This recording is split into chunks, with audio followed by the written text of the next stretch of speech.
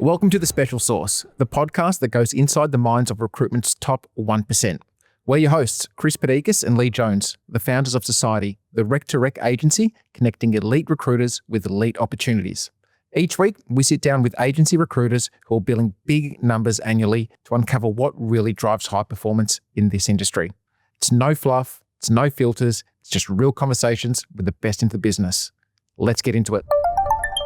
Today on The Special Sauce, we are joined by Priscilla Walkem from Jenkin Beattie. Priscilla is a tech sales recruiter in Melbourne who's been in recruitment for 3.5 years. Initially starting as a candidate manager, Priscilla has progressed to a senior consultant where she's now putting up some really good numbers. In a market which has had some major challenges across 23 and 24, Priscilla has done at least 200K per quarter for the last 4. Today, we'll look at how Priscilla has gotten to a point reasonably early in her recruitment career and how she was able to push through the tougher times and come out the other side of it. Priscilla, welcome to The Special Sauce. Hi guys, thanks for having me. Yeah, thanks for coming on. I'm so excited. We are excited because you are an absolute ball of energy. Thank you. How you been feeling about coming on camera? Again, I was going to say, this ain't my first rodeo. I'm super, super excited. Different setting usually, but first podcast. I'm excited. All right. Well, before we go into that, I want to know, because we did speak, and when we were talking about this, you said, I'll be excited to get on camera again. So whilst it's your first potty, it's not first time behind the camera. Talk to us. Well, pretty much I'm a D-grade celebrity. Okay. To be honest with Self-proclaimed? you. Self-proclaimed, maybe a little bit less, A, B, C, D, E, F, maybe E or F. But I love doing quiz shows. Yeah. So Okay. I've done pretty much all the quiz shows, some a couple of times as well. I've never won anything, but I just love doing them. Chris, what you... I auditioned for a quiz show. I didn't make it. What one? I probably did them. I probably went on it. What was it called? The Chase? The Chase. Oh, no, that's one I haven't done. The Chase. Yeah, it was The Chase, wasn't it? Yeah, it was a Chase. They're so much fun. And so tell us the shows, because you kind of reeled off a couple, and Yeah. then you've got like an aspirational one where you're trying to Yeah, get there. 100%. So talk to me All right, about I'm going this. to run through. So I've done Weakest Link twice. Yep. I've done Mastermind. I've done Millionaire Hot Seat, and I did the splits for Eddie Maguire on national TV. Oh, wow. Well, we need to find a link Yes, to that. and definitely, put it in the, 100%. I'll put it get in you a the little notes. linky link, don't worry. And I've also done Deal or No Deal, and I've got one that will be airing soon. I can't give details right now, but all I can say is it's going to pop off. I like it. D-grade celebrity. Will we see you on I'm a Celebrity, Get Me Out of Here? Hopefully, yes. But long-term goal, Big Brother. Big Brother's next for me. Yeah, that's what my about, aim. I think if I was to go on any of them, it'd be Survivor. Oh, don't. I'm triggered by that. Although I've told you the backstory of that. Yes. I'm so close. I know, but there's big changes on Survivor with Jonathan getting the sack. Yeah. So, anyway, It won't be the same without him, so that's fine. well, look, there's nothing to win today other than I guess the hearts of recruiters everywhere.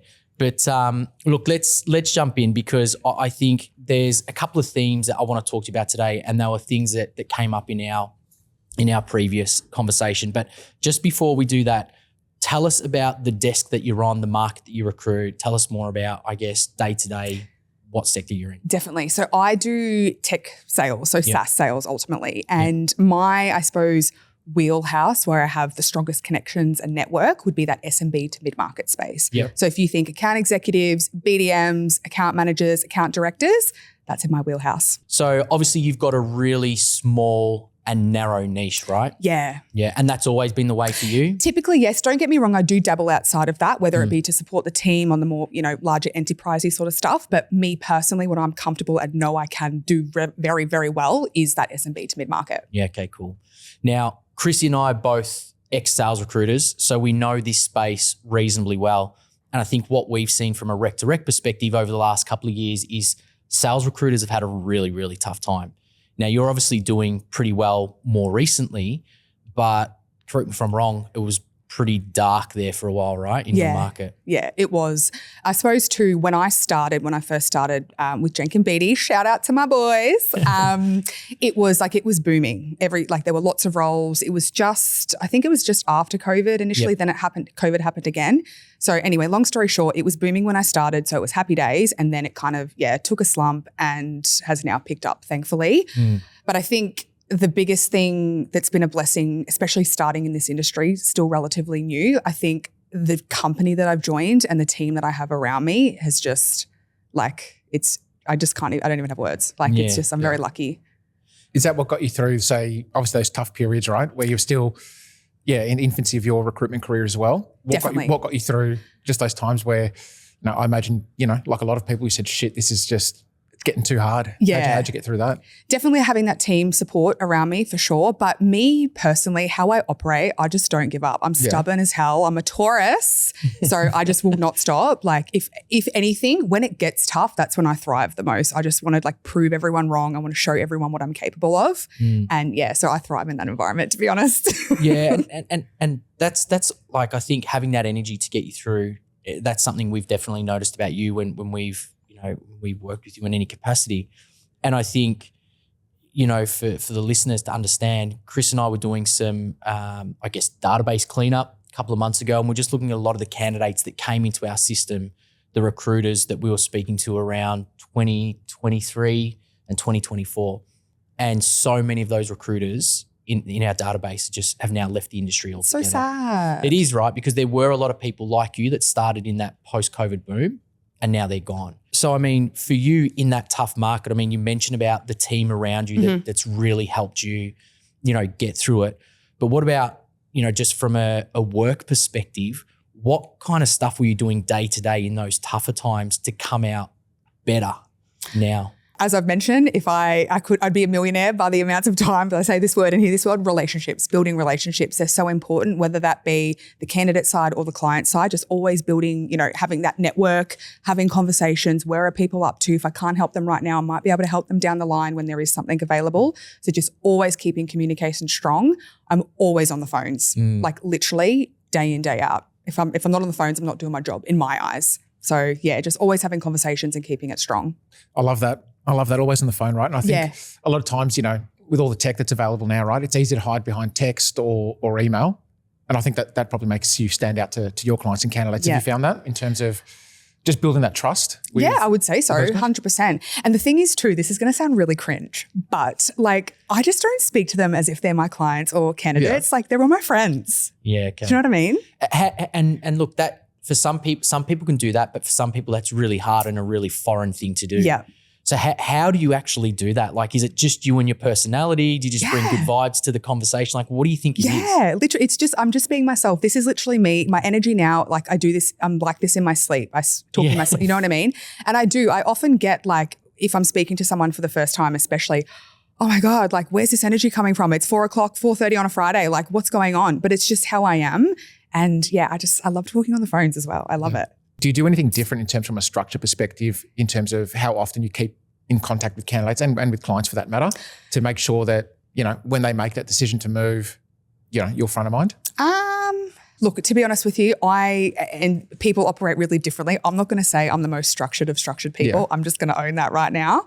I will try to keep it, in terms of clients, like I'll try to keep in touch. I don't want to bombard them if I know there's nothing available. Yeah. But typically a lot of our clients that are existing, we do long-term work with, we know when there's something coming up. So we're quite lucky in that sense.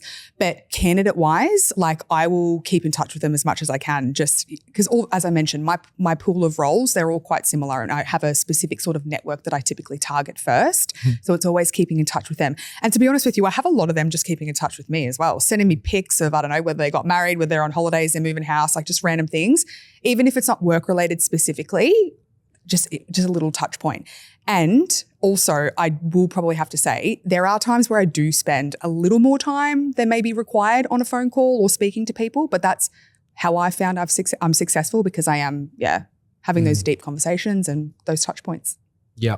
And is there, I know every recruiter is different or every business is different in terms of the tech that they use or the tools and all that kind of stuff.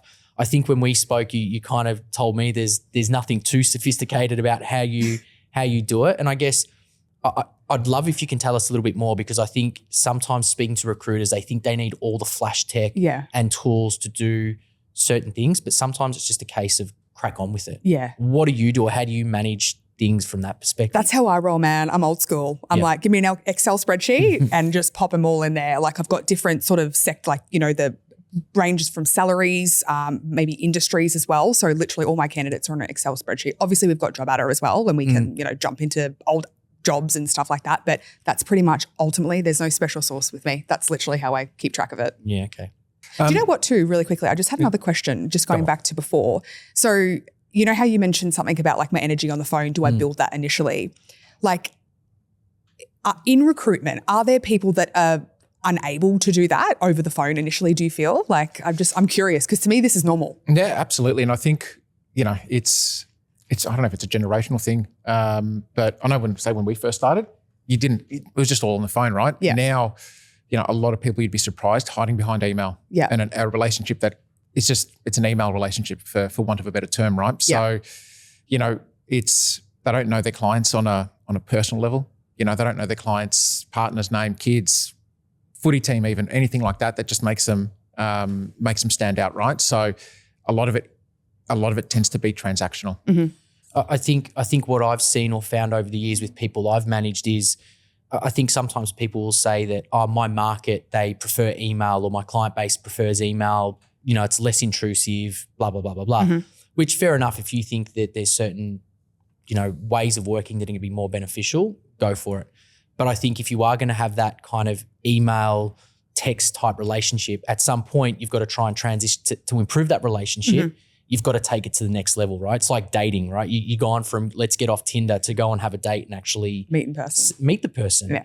And I think until you do that, you're going to struggle. And I think from what we've noticed from speaking to other people for this potty is if you look at the people that have been successful, relationships is a common theme that keeps coming up. Whether they do it through events, through networking, through meetups, phone calls, whatever, you've got to get that personal touch. Yeah, 100%. Yeah. It's how you build trust, right? Yeah. Especially with and your candidates. relationships. Especially with your candidates, right? So, you're high energy, you spend a lot of time on the phone with your candidates, probably more so than most people, right? So that takes a lot of time. I guess I'm keen to know, what's a typical day look like for you? And how do you manage your time and your day? Yeah. So always without fail, gym first in the morning. Always wake up, same time, go to the gym, get that done. If I don't do that, then my day's over. I can't go on. And when you go to the gym, are you more a cardio weights? Like what's your poison? I'm more of a weights gal. Yeah. Okay. Yeah, I'm talking 250 on the leg press style. Yeah, that's my vibe. I've never touched leg weights in my life, so I don't even know if that's good or bad. It's good. I skip leg day every day. yeah, I'm the same. Actually, I skip gym altogether. I go here and there just to make myself feel good. Hold on, I got sidetracked. So yeah, set your day up. Okay, so I've got structure. So always first thing in the morning, gym first. That's a non-negotiable. I'll come home, log on, sort of map my day out. What's in the calendar now? What can I work around that? Setting my lists for the day. Ultimately, the plan of attack for the day will be set in stone before the day even starts. Now, typically, let's be real, we can put all these plans in place, but shit can go south and things can just be thrown straight out the window.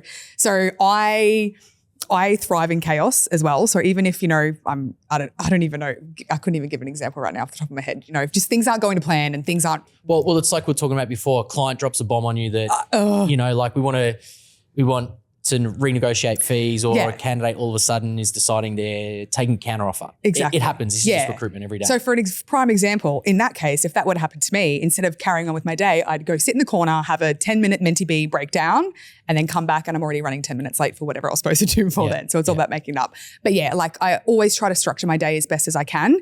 As I said before, majority is on the phones. So it's just back-to-back calls, whether that clients, candidates, whatever it is.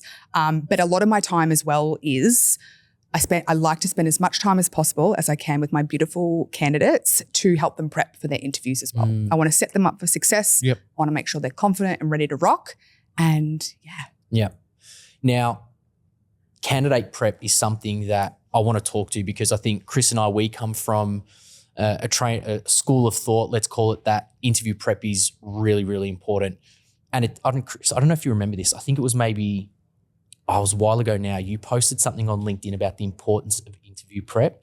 And you got hammered with people saying that recruiters should not be doing it. It's wrong. I know. You got hammering. I know. I copped a bit of a spray, but oh well. Yeah. I hope you sprayed back. I know. I just think, it's you do all the hard work, right? You think about how hard it is in our industry, or it doesn't matter what sector you're recruiting. Meet a client, get a job on, get terms signed, find a candidate, get them to go to an interview. That takes time, right? Yeah. And then all of a sudden say, good luck, mate. Best of luck. Yeah. Exactly. 100%. Like, you need to be better than that just for the candidate and the client's sake. And that's when I think a lot of times when clients will get that you get that feedback from clients. Hey, old mate Johnny, he didn't even know what the role was, or he didn't know what questions to ask. Yep. And a lot of clients do often ask, I know a lot of ours do as well, can you make sure that you spend some time with them, let them know what to expect, what it's going to be like? Because at the end of the day, it doesn't really bother me if people say don't do it. I'm always going to do it. And if it was someone who literally had no hope of getting the role, no matter how much, hopefully I'm safe in saying this, if they were really not right for the role and they couldn't do the role, they wouldn't get the role. Even with all the prep, it wouldn't help them. So whether you're giving them prep or not, if they're good operators. Yeah. And so from a prep perspective, like every industry is going to be different in terms of what you prep your candidates on, but, how much time, per person that would you spend with them? Depending on what stage it is, I suppose, and what's involved, but typically it would be anywhere from 20 to 30 minutes, if I'm honest with you, for the ones that I know that, for the roles that I know that really need this stuff, need this prep. It may sound like a lot, I know, but again, I do go above and beyond, and that's why, a lot of my candidates always come back to me as well. You might say it's going above and beyond, but reality is you spent so much, and in your space, candidates are scarce. Yeah. You spend so much time getting them to that interview. If you don't, what's half an hour if it means that you're going to get a get a fee for it. Yeah. And I love it. And they're always so appreciative as well. And to be honest with you, if you spend that time with them, it makes them want to perform, above and beyond. I know for us working with recruiters, like you would think recruiters are going to be really good at interviewing, right? But even for us, I think prepping candidates, a lot of the time, I think because most of our clients, their interviews are pretty informal and casual, right? So it is hard to prep them from that perspective. Yeah.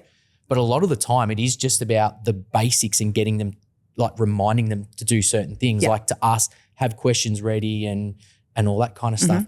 Is there anything in particular that you find is like the thing that you just can't miss? Yeah, and this is the same for CVs as well. Like you'd be really surprised. I'm still surprised at times. Like salespeople should know their numbers. They should know their figures, their targets, achievements, their deal sizes, their personas, all that stuff. That is often asked in interviews, and sometimes people just don't have that information ready to go. It's immediate. Yeah, and that happens. It's sad. It's sad because you do know that they're good, but after you've had the conversation with them, but if they're not prepped on that, it's just like, it blows my mind. It does blow my mind sometimes. You'd be surprised as well. That happens to us all the time as well, right? Yeah. Like, recruiter CVs, a lot of them will just talk about the responsibilities, right? Sourcing candidates, client meetings, posting on Seek, LinkedIn, whatever. It's kind of like, the person interviewing, they know this, right? They know what you're doing. Their people do that. They do that themselves. Yeah. What they're interested in is results. Is specifics. It's, billings, sectors, obviously you don't have to put clients, but just the black and white numbers basically. Yeah. And even like super, super senior people still need coaching on that as well, CVs and interview wise. Like it's. Yeah. I think that's the one thing, right? We assume, and I guess probably maybe it's our background from recruiting salespeople and recruiters as well. I think a lot of people fall in the trap. They assume that because the person's got 20 years experience in the industry, they know what they're doing. Yeah. Thing is, they're not professional interviewers. Yeah. You hope they're not, because that means probably something else, right? So they might be interviewing once every 4 or 5 years. Yeah. Great salespeople, but everyone needs coaching and prep for that matter. Yeah. I love prep. I love the prep part, only because I get so excited by my clients as well. Yeah. So just what you mentioned there about prepping your candidates and what you were both talking about in terms of perhaps salespeople in particular not knowing their results. Let's talk about that, because that's something that we come up against with recruiters all the time. Yeah. Right? Now, you know this, but for the listeners, I actually used to do the desk that you're on now at the same company, right? Weren't you Nick's first hire? Maybe, if not first, I was up there. Yeah. Shout out Nick. Oh my God, Richard. love that for you. But and look, I think that's where I probably learned the importance of the relationship building and the prepping candidates, because I think that's one thing, Nick and Richard have done, in what I've seen anyway, is build really good long-term relationships, right? Honestly, they're weapons. Yeah. It's crazy. But from a sales perspective, tell me what your thoughts are when you interview a salesperson and you do get to that point where they don't know their targets, their budgets, their performance. Yeah. What does that make you think in terms of them as a candidate? Well, it's kind of like it is an amber. I'm not going to say red flag. It's an amber flag because typically what I'll do from there is I'll be completely honest with them. I need this stuff, like to even consider you for this, we need this information and you should know this information. It's an amber flag. I'm not going to say red because we've still got, a small window here. But it's not acceptable ultimately. They should know this stuff and they need to know this stuff with me and for their interview. So typically what I'll do there, if all other parts of the conversation had gone well, but they didn't know that stuff, I will then get them to go back and I'll send them a list of everything that I need. Then I'll need them to actually send me that. Then I'll call them again off the cuff as if not, so they don't know and don't have that in front of them, and then get them to relay it to me again.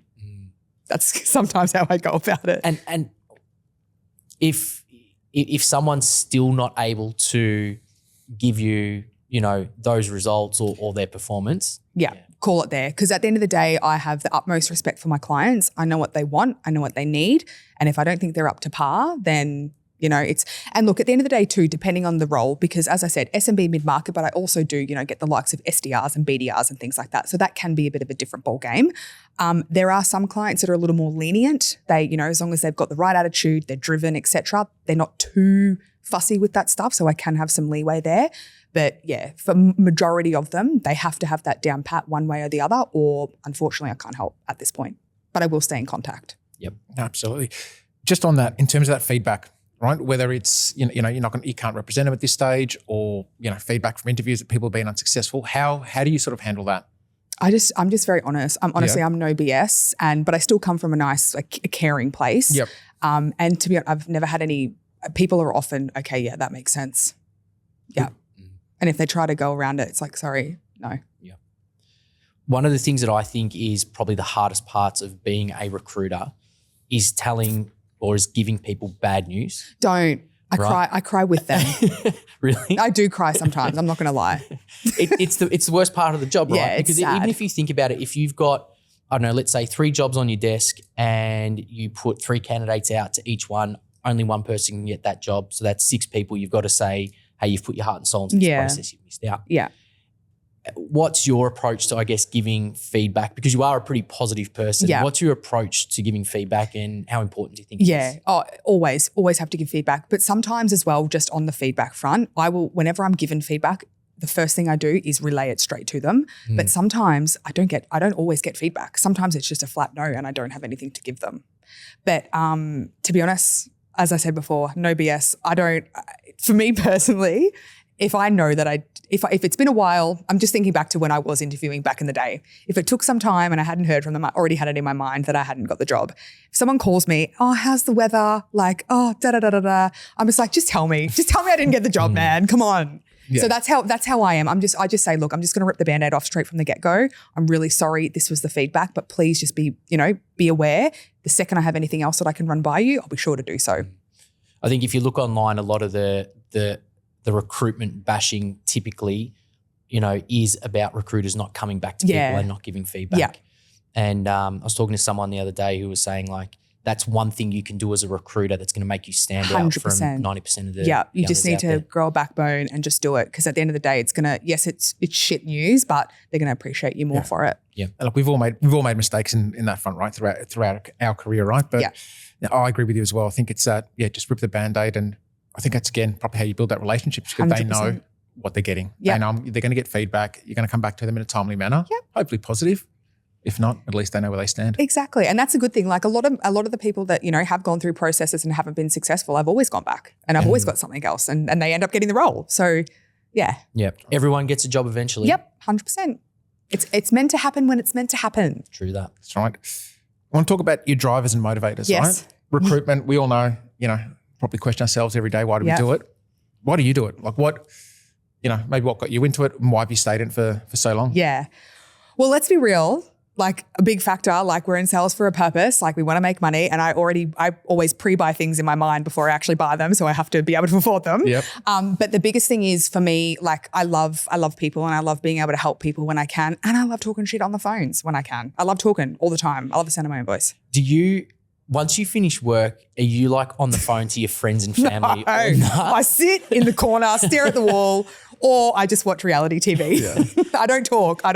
Yeah, I think it wasn't until I started working from home in COVID that my wife actually realized like why when I got home from work, I was just like, I just don't want to talk anymore. And then she's like, I get it now. And I think any spouse or partner of a recruiter learns that one way or another. 100%. I always get that. Oh my God, you talk so much. Like, anyway, yeah. I don't talk. So the financial side of things is big motivation for you. It is a big motivator, but I don't want that to overpower. Because at the end of the day, let's be real. Like, let's stop beating around the bush, you know? Like that's the reason why everyone in sales is doing sales. But so yes, that's a big thing. But again, I don't want it to overpower the main purpose, which is being able to help people. Love talking on the phones, as I said, but also a big thing for me when I've gone through, and not saying all recruiters are bad because majority of them aren't, but in my experience working with recruiters way back when, I just didn't have a good experience. Like we were speaking about before, no feedback, ghosting, all that stuff. And I'm just like, people are vulnerable in this period of their life when they're looking for jobs. The least you can do is just call them back and have a nice conversation with them. So yeah. So let's talk about this, because that experience you had with recruiters was kind of what sent you in the direction of going into recruitment. Yes. Most people we speak to fall into recruitment, but you're one of these sickos that actually chose it. I'm not well. Well, none of us are. None of us are. So tell us. Nick still says to this day, I can't believe you applied. Joke's on him or joke's on you? Yeah, seriously, who knows? Both of us. So tell us more about that. Like, what was obviously you didn't have a great experience and that led you into it, but was it just will you tell me how did this all come about? Of course. Okay. So prior to recruitment, I was like in office manager roles. So that was running the show, making sure everything was, smooth sailing. But they also had a lot of like HR and recruitment elements to the role as well. So long term, I always saw myself either in HR or in the HR landscape, not internal recruitment, just more the HR side, or recruitment. And I chose recruitment because I don't like I don't like, you know what I mean? The HR stuff, I can't do that. Yep. It's not for me. And there was more money in recruitment. Yep. And I'm in it for the money, honey. And so applied for a recruitment role. And the first one I applied. There you go. I don't think I've ever met anyone that actively applied. Yeah. And it was cool. It was perfect timing too, because so I finished my office manager gig. It was just after COVID, and then I got into traffic control. Oh, can you believe that? I caused more accidents than stopping them. But and then I saw this job, and it turned out that one of my best friends actually used to work in the same office as Nick and Craig. So they had a convo. She was telling me about them and she was telling them about me. And it was just a match made in heaven. And I do have a funny story as well about, we always laugh about this. So for the interview with Jen and Beatty, Nick and Craig, typically at the end of an interview, you try to close, right? Okay, what do next steps look like? Da-da-da-da-da. So my way of closing was I finished the interview, was walking away, and I was like, okay, bye, love yous. That was my way of closing. And I walked away. We still talk about it. I was walking away and they were like to each other, did she just say I love you? Yeah. You're going to hire her, aren't you? Yeah. Well, it worked 3.5 years later and, and averaging 200K a quarter. It was for the best, wasn't it? It worked. Yeah, it was good. So what I want to talk about now is more the social media and the personal branding side of things, which I think is becoming more and more common for recruiters. I mean, here we are now doing a podcast of all things. And look, you're reasonably active on LinkedIn. So talk to me a bit about like what being active on the socials, what that does for you from a work perspective, results perspective. For sure. So I suppose, and keeping in mind, I have to get a lot better at this. I'm only, haven't done it for too long. So there's always lots to learn and more to grow. But I think the biggest thing, it's just putting a face to a name and like letting them see what I'm like as a person, what I might be like to work with. And it's almost warm. Every call I make, if I haven't already been in discussions with them, it's like more often than not, without sounding vain or tooting my own horn, they often have already seen my face or my videos on LinkedIn. So they already have that common connection, I suppose. It's the right way to put it. What advice would you have for someone who's looking to, or who might have some maybe a bit hesitant to start putting themselves out there on platforms like LinkedIn to help generate work as a recruiter? Yeah.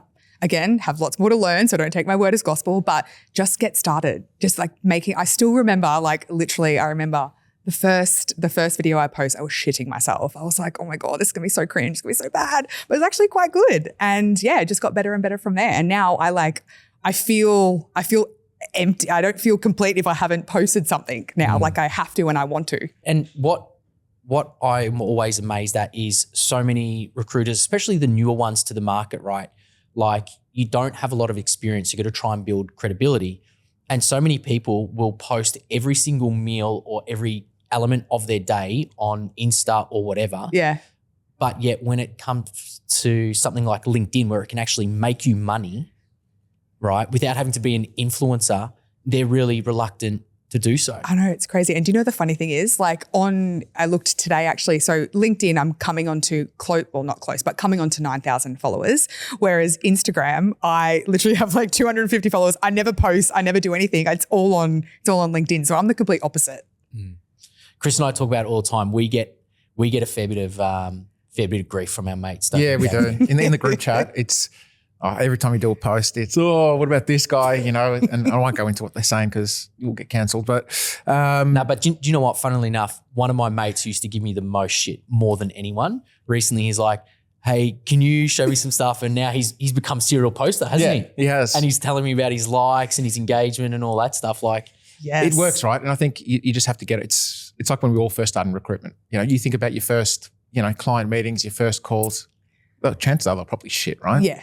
Same as you posting, right? You're going to get a few things wrong, but that's how you learn. And over time, it said you continually do it. What happens? You become known in the market, right? Yeah. Then you become liked, hopefully. And that's it, become trusted. Exactly. Yeah. And I try to always make another thing as well, like, yes, you got to add value as well, but not making it seem robotic. Like whether it's a picture or a video or just posting. What I have seen is just posting, just job ads, the same job ad over. It's just like you're not really going to get much from that. Never You've works. got to be more engaging, I think. I love it. I just can't wait to be as best as I can be at it. yeah. Yeah. And I think we're the same, right? Like we've got so much more to learn, but I think for us, having not utilized LinkedIn, pretty much all our client base, all our candidates come from LinkedIn. Like if something happened with LinkedIn and was gone tomorrow, probably need to We're screwed. Yeah, probably need to look at our strategy here, but we'd be in a bit of trouble, right? So yeah, I just think it's an absolute no-brainer for anyone in the industry. Definitely. I love there was a video that you guys did ages ago. It was the most iconic thing in the world. I'm just trying to remember. I think you guys were impersonating, like, I don't know. I can't remember it, but I know it was iconic. I think it. Was it we gangsters or something? No. How to dress. Recruiters dress up. Yes. Dress. How different recruiters dress in different myself. sectors. Yeah, we got a few likes for that one. Yeah. Y'all going viral. I love it. Actually, there was there was at one point though, we got just through our website, we got someone gave us a bit of feedback, like absolutely hammered us saying, oh yeah, they did too. Pack of wankers with your videos, all this kind of stuff. I won't lie, it rattled me for a little bit. I thought it was a big one of our mates, just like it probably was. And that's like surely they would have told us by now. Okay, guys, it was me. I hope it wasn't one of my mates because I was seriously I was rattled by it. I know. Well, no, you guys are awesome and I love what you do. So don't listen to the haters. Thank you. You're too kind. So, all right. So just a break from our regular programming. We've got these awesome pink dunks here. We had to get them on. Hopefully Nike. And the Straubs shoes. There we go. Hopefully Nike picks this up and we get we can get a sponsor. There we go. Nike, if you're watching, big fan. We're all rolling the swooshes today. Hit us up for collabs. All right. So to round it out, I guess what we would love is for any recruiters kind of at a similar stage in their career or even earlier than yours, maybe even some that have been around a bit longer, what tips or advice would you give? What are the things that they should or need to be doing to make sure that they can build big? Stick it out would be the number one thing I would say personally. That's how I rock. If I love something, I love the team I'm in, I love what I'm doing, who I'm recruiting for, and the people I'm working with, stick it out because hopefully it will get better. So we touched on this earlier, right? That's easier said than done. I know. And see, I do totally get that. But how I'm wired, there's no other way for me. It's just get in there. If you genuinely enjoy it and can see yourself doing it for the long haul, just do it. Yep. Just do it. Pick up the phone, just hustle. Just that long-term mind view, right? Yes. In terms of, we all know your first year in recruitment, your first year recruitment is typically hard. Yeah. You don't know anything. You're still learning. Year 19's hard. Yeah, I know, right? Still learning how to do this. Fuck, when are we actually going to learn how to master it? But, I agree with that. I think, what we see as Rec to Recs is so many times those candidates who are maybe sort of 18 months, 2 years in, and they had a good quarter, shit quarter, good quarter. They're just still learning. Yeah. And they're literally so close to just having that light bulb moment where it just all clicks. Yeah. And they throw it away, right? So I love that. Just sticking it out because just stick it. And also on that as well, like, do you find, I know you mentioned before that a lot of them have gone from the industry, like they've got out of recruitment completely. But do you also find like if they're not doing well, say in tech sales recruitment, are they just like, oh, can't do it anymore. I'm going to try accounting recruitment. Like, are they shuffling that way as well? Yeah. You'd say probably 50-50 split in my experience. Yeah. I think some would just say, you know what, the industry's fucked. It's too hard. I'm out. Whereas others will, say, I actually enjoy what I do. Yeah. It's, tech's a great example. I took a massive hit last year for so many reasons. Mm-hmm. We had a lot of tech recruiters saying, I've been in the industry for 3-4 years, love it, but now there's nothing to recruit. Yeah. I want to go do accounting or I want to go do healthcare or whatever. Yeah. So, it happens from time to time. How easy that transition is, again, that's probably the challenge. Yeah. Yeah. You start from scratch. Yeah, you are. And I think that's what people need to understand is that, okay, let's say you're on 3 years in IT recruitment or tech recruitment. Let's say you're on 85K and you think, okay, I'm going to go and do accounting recruitment. You can't just expect to walk over and get the same. Yeah. And then you've also got to remember it's going to take you a while to ramp up. And look, I think there's also an element of you've got to find your passion in a sector. Like if you're in tech recruitment, for example, and you just don't like it, 100% go and find something else. I think you've got to have, maybe passion's a bit strong, but you've got to have an interest in your market. Passion would be the right word, I think. 100%. Yeah. And interest. So I think, fair play if you want to change sectors, but I think if we look at what we see with good billers or big billers, they've typically got a couple of things, and that's a niche, like a really specific sector they recruit, and they've typically stayed in the same market for a long time. They might have worked for 2 or 3 companies in that period, but they haven't had to change roles or change companies and start all over. Yeah. So, yeah. What's the top performing industry for recruiters? Like where are you seeing it having most traction? I think it's a really hard question to answer because it changes all the time. Not just that, there's really good performers across everyone, right? Now, putting aside out external market factors where, an industry's just hurting for, whatever reason, there's really big performers across, tech, sales, marketing, accounting, and the list goes on, right? But what to Lee's point, they all have similar characteristics. Yeah. That's what it is, I think, from our experience today. And I think you've also got to look at what the definition is of good results, right? Because you could have someone who's, maybe been in a particular desk or sector for 5 years and they're consistently billing 800K. That's awesome. You could have someone who maybe is in their first year and they've billed 300K from scratch in a new desk the company's never had, right? That's good. Yeah. So it just depends. But I think, what we've definitely seen from a trend perspective is this year in particular, like the request we're getting for tech recruiters has gone through the roof. Wow. Whereas last year, not so much. Yeah. So I think tech's where it's at. I think right now it is. Yeah. It's a hot market, and just speaking to a lot of clients in that space. Yeah. Yeah. I think it's just looking more, the outcome's more and more positive as the day goes on. Yeah. So I think hopefully, fingers crossed. So first one, stick it out. Yeah, I was coming back to that. Any others? Just stick with it. Just grind the gears, What about look a flash with the Well, hey, that's the thing. Yeah, that's why I'm hustling it out. I need to make that coins. As I said, I pre-buy things before I even bloody buy them. So I need to be able to afford them. But hustle it out. Just get on the phones. Just get on the phones. So, Stop sticking. Yes, obviously, if it comes to it, you have to get on the email, but just like have conversations. Because you'll make as many friends as I have in recruitment if you do. Yep. All my candidates are my friends. Well, they are good points. So stick it out, have more conversations, build relationships. I think if anything, what today's conversation has kind of shown us that it's the basics and the simple things that can really help drive high performance. Yeah. And that's why I've loved this conversation, because we're all hard on ourselves as well. Like we think, oh, we're not doing good enough. We're weighing ourselves up against other people. And it's like, you know what? Actually, we're doing all right. We are. Yeah. Thank you. That's a good note to finish on. Very positive, and I'd expect nothing less from the most positive person I know. Priscilla, thank you so much for joining Chris and I today on The Special Sauce. Thank you for having me. Love yous. Thank you very much, Priscilla. That's a wrap for this episode of The Special Sauce. We hope that you're walking away with some insights that you can actually use every day on your desk.